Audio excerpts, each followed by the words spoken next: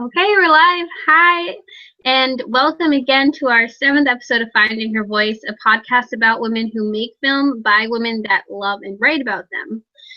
This month, we dived into film noir, a genre I know I've still failed to really explore much in terms of film history. So, to give everybody a little context, if they're like me, I'm certain that there's plenty of people listening who love film noir and obsess over it. I'm sadly not one of them, not for lack of trying. I haven't found the right one. By definition, film noir is a film marked by a mood of pessimism, fatalism, and menace. The term was commonly applied to American thrillers or detective films made between 1944 and 1954. Often the most popular and highly acclaimed were those done by Orson Welles, Fritz Lang, and Billy Wilder. True to that definition, Ida Lupino isn't mentioned much in terms of being included in the historical cinematic canon. A pioneering director and producer, just one of her feature films was 1953's The Hitchhiker, we'll be talking about today. The Hitchhiker is about two fishermen who pick up a psychotic escaped convict who tells them that he intends to murder them when the ride is over. And it's very much a slow burn. Will they, won't they escape? And it leads up to this penned by the late Roger Ebert called The Guide to Film Noir Genre. He described noir as film of the night. He wrote that the audience is never to be misled that there will be a happy ending, which I think really applies well to The Hitchhiker because there's always that sense of dread throughout the whole film. Shadows, cigarettes, and femme fatales populate these films. Any person looking to write about film professionally should certainly explore the genre, but I make no promises on what you'll take away from it, as I personally, again, took a while and the right film to warm up to it. Neo-noir, on the other hand, was easier for me to adapt to. Films such as Brick, Blade Runner, and Kiss Kiss Bang Bang were instant favorites, including things like Miller's Crossing by the Coen brothers. Again, though, there's one that should be talked about more, which is Lana and Lily Wachowski's 1996 Bound, which is about a released convict who starts a steamy love affair with her neighbor, the neighboring woman that she's doing construction on the room next to, who's caught up in the mob a little bit. So there's some dicey situations that happen. But before we dive into what we watched this month, I wanted to open the question to, again, my co-host Gabi, the TIF editor-in-chief. And Alana isn't able to join us today, but she will have some thoughts on the two films along with our post that we publish in the next few days. But the question I wanted to pose was about Kathleen Kennedy's recent remarks this morning that we're recording this about how no female director is ready to direct a Star Wars film, which I find to be complete bullshit and gross bullshit. I simply do not understand how Gareth Edwards, who was a glorified independent director, got to do Godzilla and then Star Wars, and he's considered proficient. He had the same amount of experience as so many other female indie directors, and he got the chance, whereas female directors don't. And I just don't understand how she can make such a blanket comment like that. It's disgusting. It really pissed me off. Yeah, I don't blame you. I was really disappointed that she said that because I was just reading an article on it, and it's like just what you said. I mean, these male indie directors, they, get picked out of Sundance and they get these high profile projects with no questions asked. And why can't it be the same case for, a female director who, and there's quite a few female directors who've had their big moments at all these film festivals with their independent films. So I don't know. It's not a real excuse. I don't really understand why. I guess I understand why she would say that, just because she wants to just kind of explain away her choices. But I would even say Rian Johnson, who did Looper, but I wouldn't even call that as anywhere near as a big high profile project. I don't think he's ever done anything really big, and he's now going and doing episode 8. So how do you explain that? Yeah, and especially and it's just it's a refusal to give equal opportunity to both sexes, and I just don't understand because, like you said, there are plenty of independent female directors themselves to be excellent behind the camera, and they do repeated good work. And then you have one of our few really high-profile female directors, like Catherine Bigelow, who's shown that she can do war movies and male bravado, and I'm sure she could take over Star Wars with no problem too. So it's just like I'm just confounded, and like I know I could look deep into it, not even that deep. Like it's sexist. It's just ingrained sexism that even she, who has helped pioneer this new wave of Star Wars, where we get female leads, people of color populating the films from big roles to small roles, and yet she still is like living with this inherent bias that female directors can't do as good of work as male directors.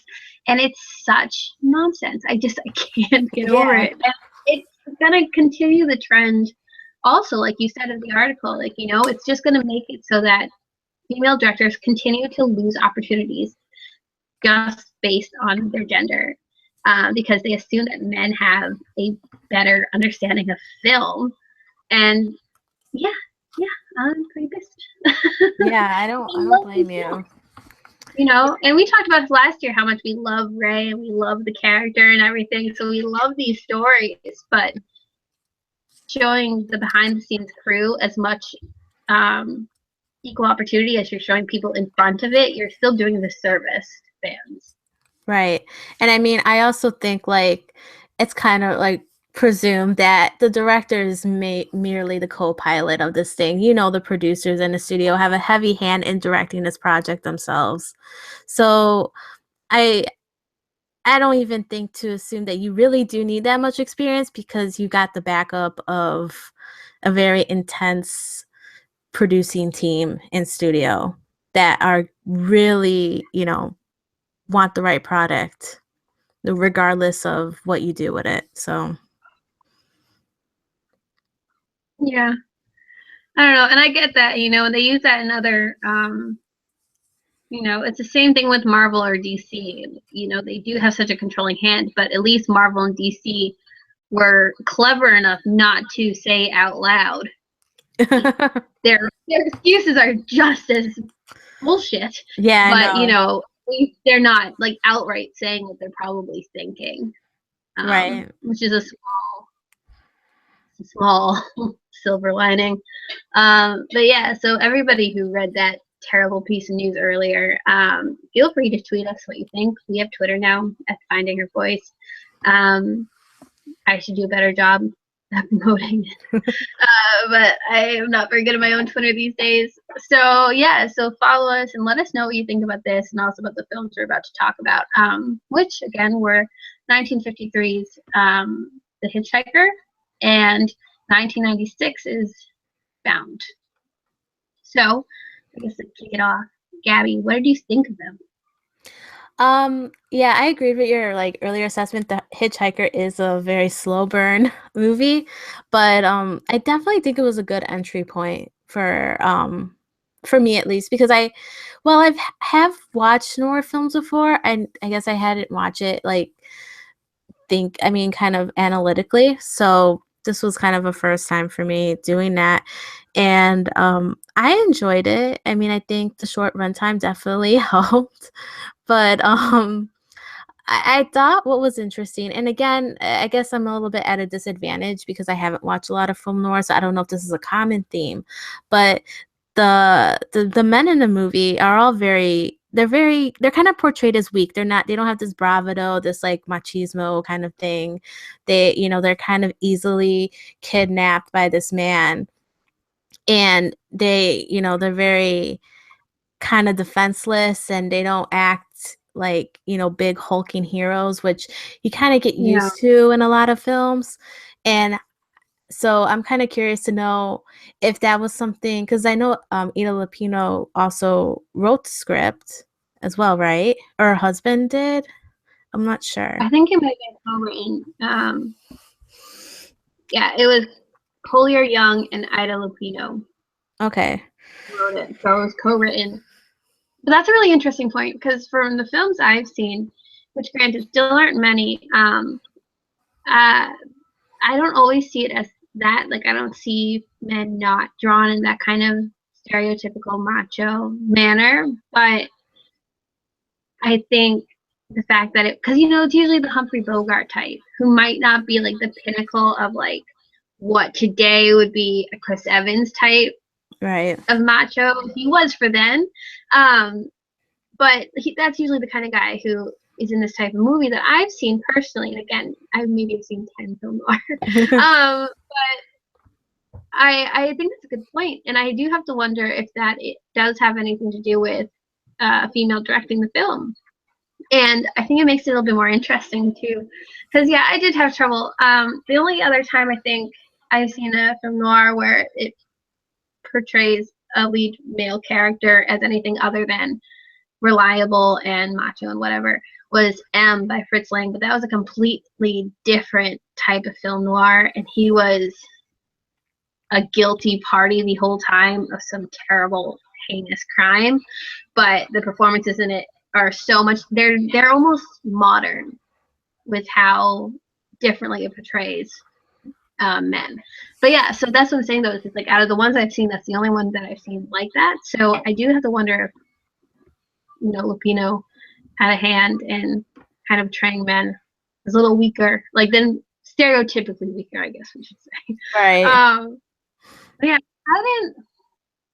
I so desperately wanted to like this film, which is why I think I ran into some trouble. Because again, I know I've had a hard time warming up to film noir in the past. I don't know why. I really want to love it.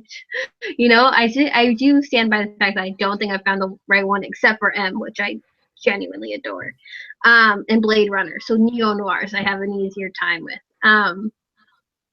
But I liked it. I thought it was really interesting, and I did think the sense of dread was really well done and almost Hitchcock like, where you know something's wrong, but you're forced to sit through it the entire time anyway.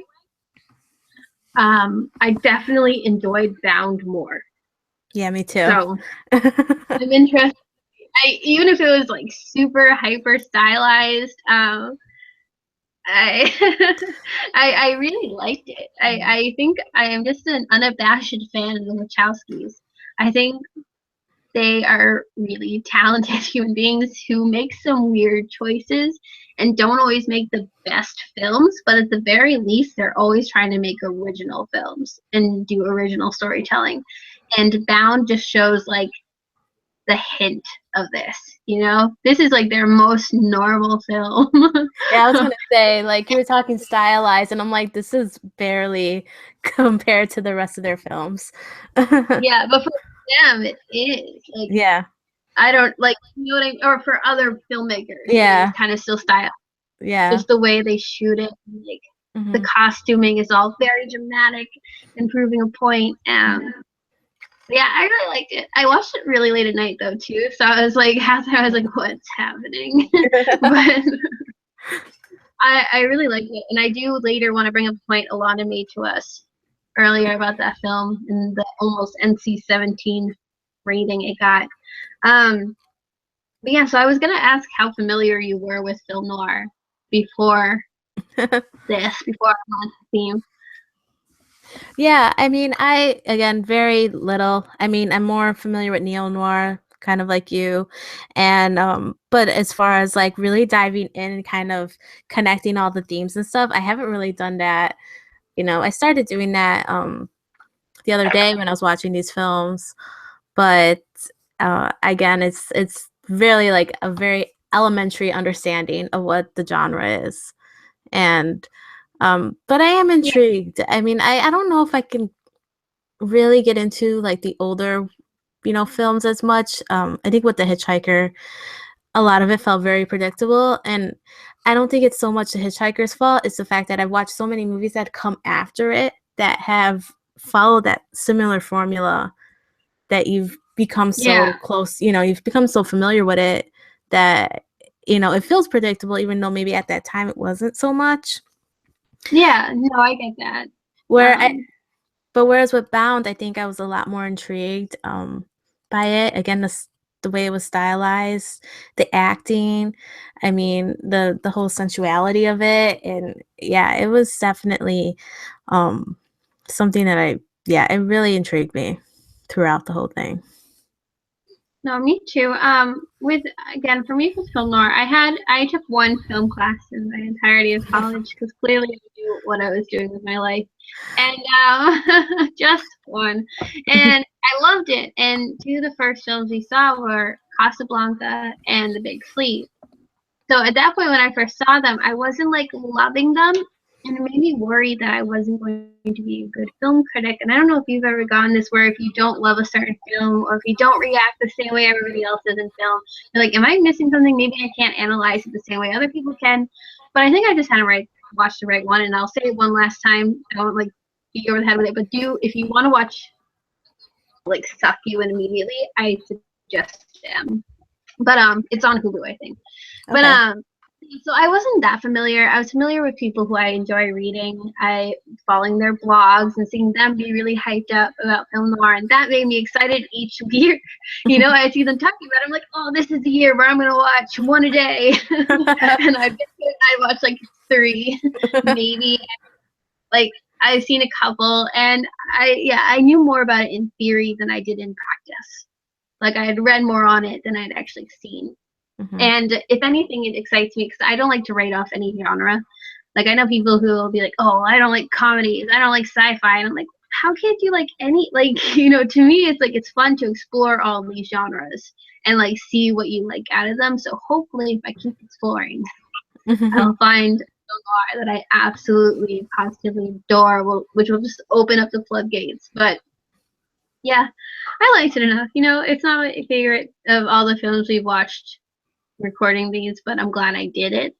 I feel like it's good to watch a film by a pioneering woman in this kind of field. But yeah, I like found more. I thought the characters were so intriguing and fun to watch. The actresses were so good, especially the leading lady, who like I think I fell in love with a little bit in the elevator scene Dude, too. me too.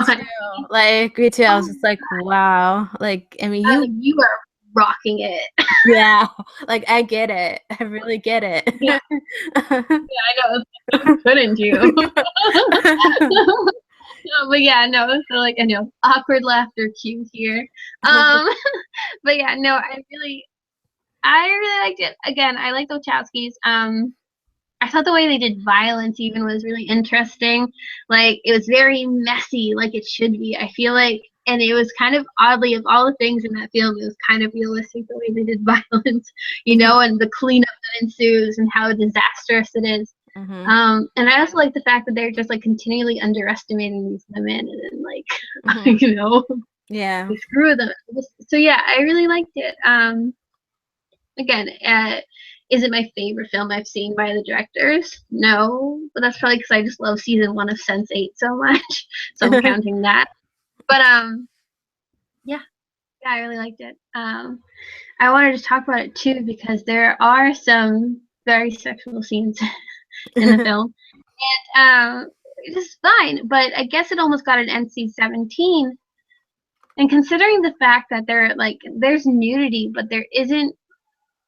Like, you know, there are sex scenes in R-rated films between a man and a woman that are obscene and will still just get an R. Or, you know, and because the rating board has forever not liked the idea of women being seen on screen enjoying themselves and feeling pleasure, and the idea that it almost got an NC-17 for that is just telling to the ratings board.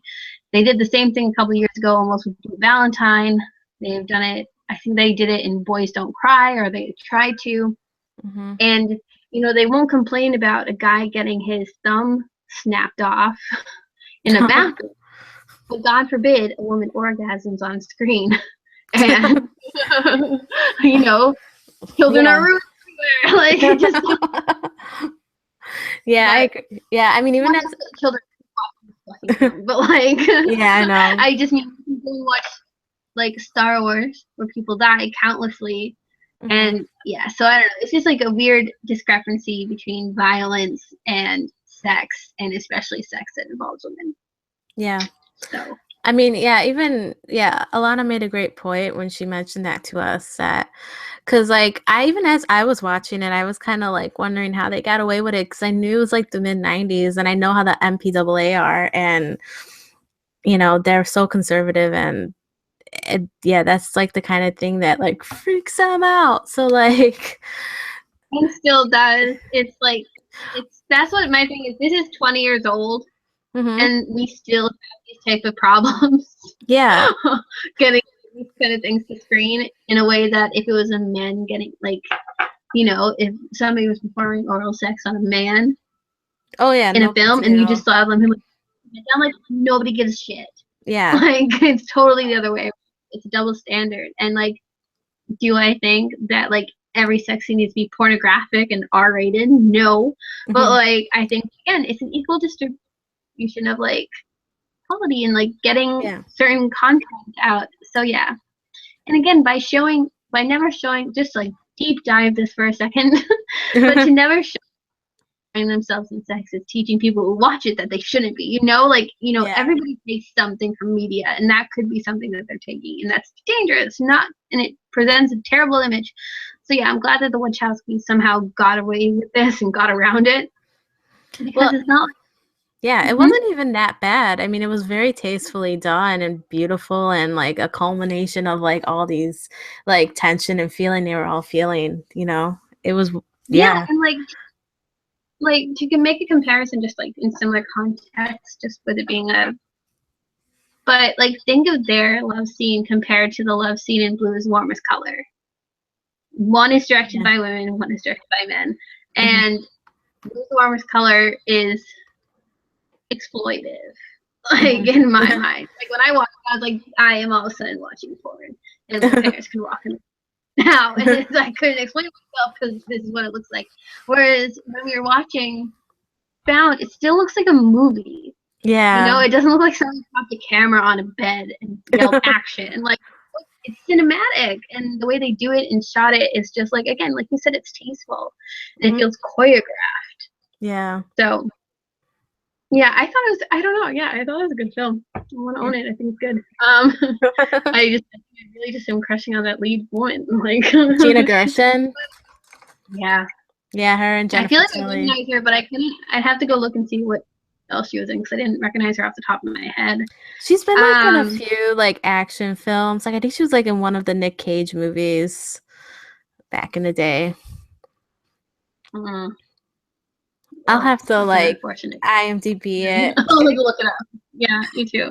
So I wanted to talk about one other thing specifically, which is the idea that like Ida Lupino isn't talked about in the same sentence, in the same breath as Fritz Lang and Orson Welles and Billy Wilder for being a pioneer of the film noir genre, despite the fact that she was, you know, the only woman in a major studio doing the kind of things that she was doing.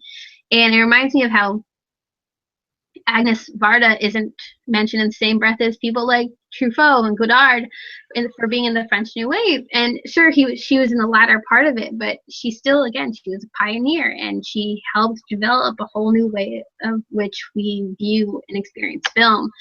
So, like, I'm just curious about what you think about that and how women are kind of erased from history in this sense, you know, sure, just in film, but in a greater sense too, because we just assume that men created it. Yeah, I mean, like it's not surprising, unfortunately, because it's what we're used to, like kind of women getting buried, you know, and under male legacies. But um I mean, I think that needs definitely needs to change and I think for I think that kind of starts, well, I think it happened because the majority of people who run these studios who kind of help create the history of film were male. So like it was, you know, it started with majority of film criticism is, you know, written by males. It still kind of is today, even though it's changing. But that definitely could have influenced, you know, why she never, you know, got, you know, became a big name.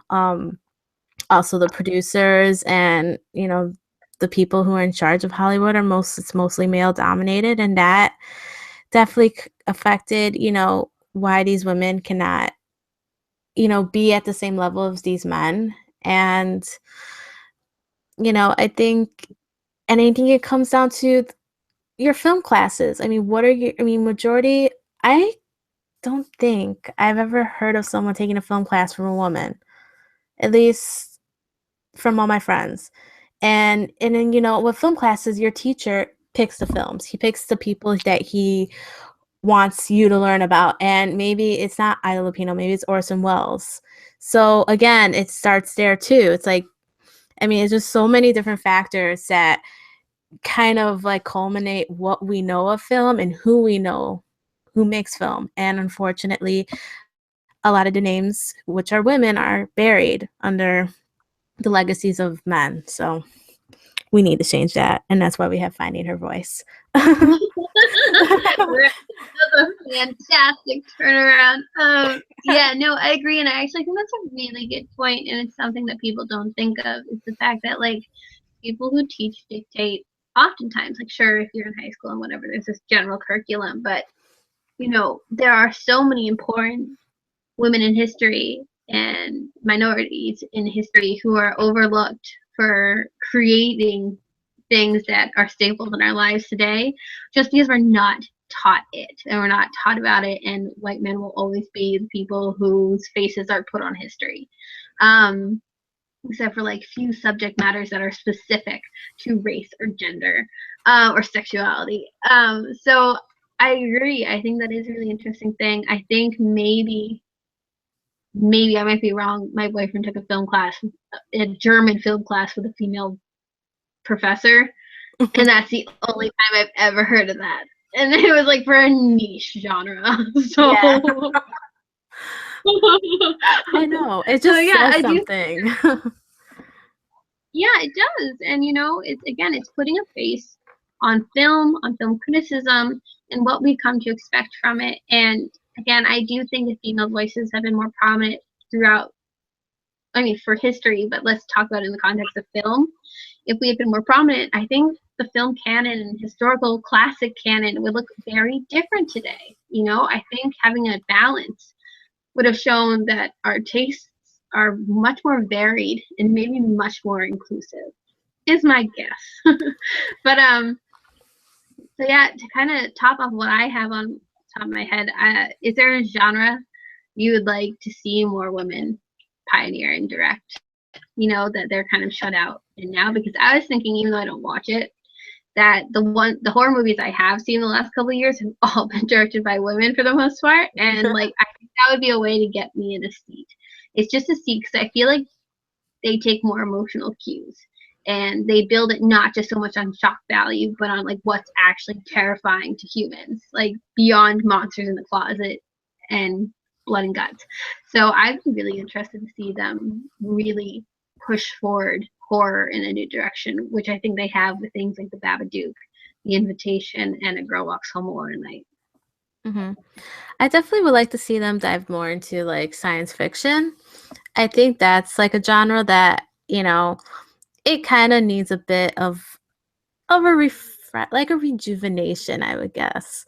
And especially like original storytelling or even like remakes. I mean, I think you get like someone from with a different perspective on these movies and kind of, change it up. And I don't know. I feel like science fiction is definitely one that I would like to see more women direct, especially because we started this podcast with Advantageous, and I really liked, what that director did with the film. So I really am curious to see what other women would do. And I think that particular genre is really the hardest one for women to get hired for.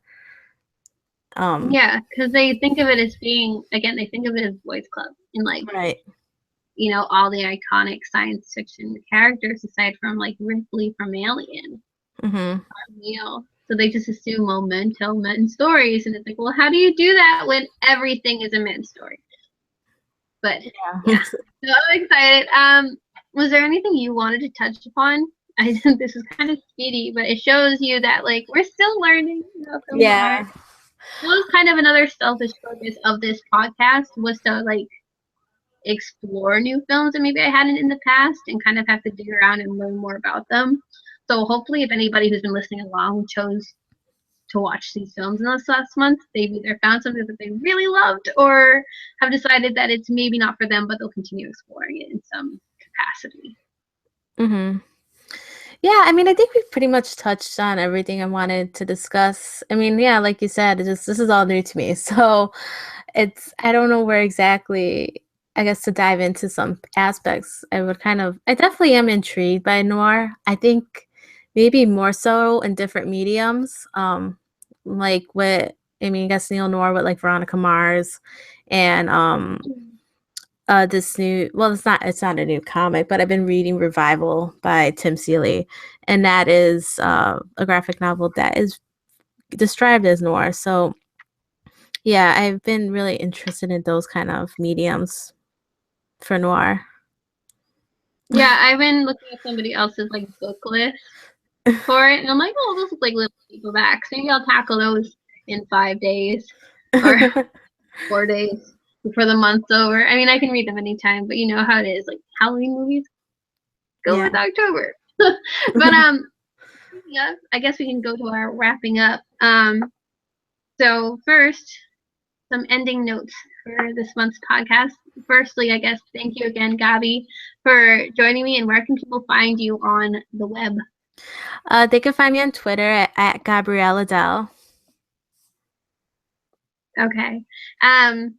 So thank you all again so much for tuning in. We are now on Twitter again at Finding Her Voice, and we can be found on iTunes along with Shout Engine.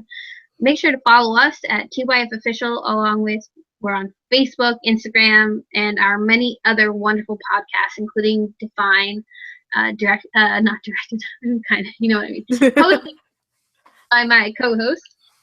Next month, we're tackling holiday films because maybe being in the festive spirit will help lift them as well. We're watching Penny Marshall's Tom Hanks classic Big, which upon more thought, I realized I've never seen straight from beginning to end. Oh I've my seen God. pieces all jumbled together, so I feel like I have seen it, but never beginning to end. And Nancy Meyer's The Holiday, which is one of my favorite romantic comedies, period. So I'm really excited that we can all kind of experience this one together. But please let us know on Twitter what your favorites are and watch along with us, join the conversation. You know, we're going to try to open up more of a back and forth for this. Sorry about my Facebook ding. I didn't click out of it clearly.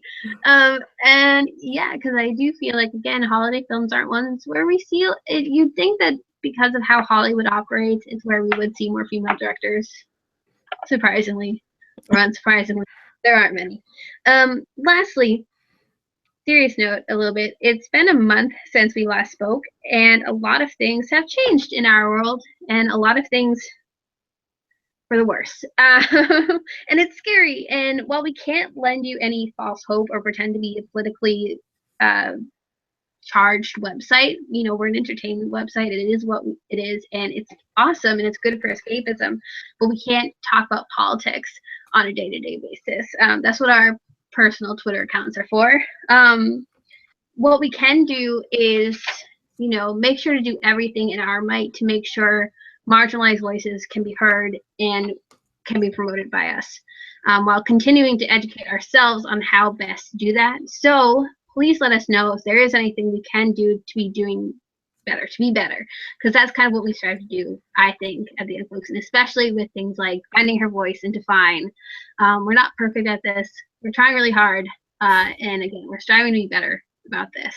And yeah, so please, on that somber note, please watch Big and The Holiday with us next month, because it's going to be a lot of fun, and the whole cast of The Holiday is adorable. So yeah, make sure to follow us, join us. Thank you again, and we'll talk to you next month. Bye. Bye.